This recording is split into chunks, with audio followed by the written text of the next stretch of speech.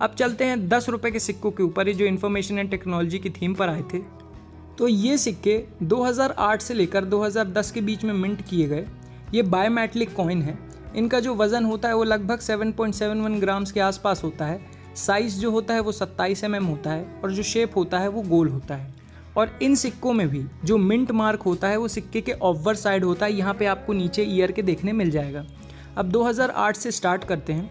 2008 में सिक्का ही सिर्फ 1 मिनट से आया था, नोएडा मिंट से, और यूएनसी कंडीशन में वो सिक्का आपको 20 रुपये से लेकर 30 रुपये तक दिलवा सकता है, क्योंकि कॉमन कैटेगरी का सिक्का है। और वहीं पे अगर कंडीशन कम अच्छी हुई तो 10 से 15 रुपये उसकी कीमत है। फिर चलते हैं 2009 में। 2009 में भी ये सिक्का नोएडा मिंट से आया था और यूएनसी कंडीशन में आपको वो 30 रुपये तक दिलवा सकता है। वहीं अगर कंडीशन कम अच्छी हुई तो 10 से 15 रुपये। और फिर चलते हैं 2010 में।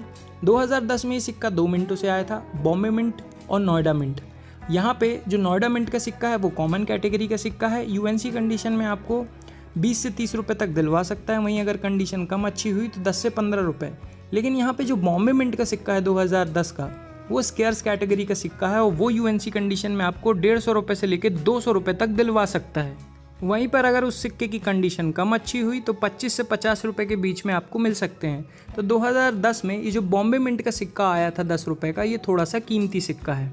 तो यहाँ पे ये जो 10 रुपये के सिक्के आए थे इन्फॉर्मेशन एंड टेक्नोलॉजी की थीम पर, यहाँ पे ये कंप्लीट होते हैं। इसमें भी एक 2009 में एक म्यूल सिक्का आता है, उसकी कीमत बहुत ज़्यादा है, वो हम किसी और वीडियो में देखेंगे। फिर हम चलते हैं आज की वीडियो के लास्ट सिक्के पे, जो कि ये फ्लावर डिज़ाइन वाले सिक्के आए थे 2009 और 2010 में। तो इन सिक्कों के बारे में देख लेते हैं। इन सिक्कों की पहले बेसिक डिटेल्स देखते हैं। तो ये सिक्के 2009 और 2010 में आए थे।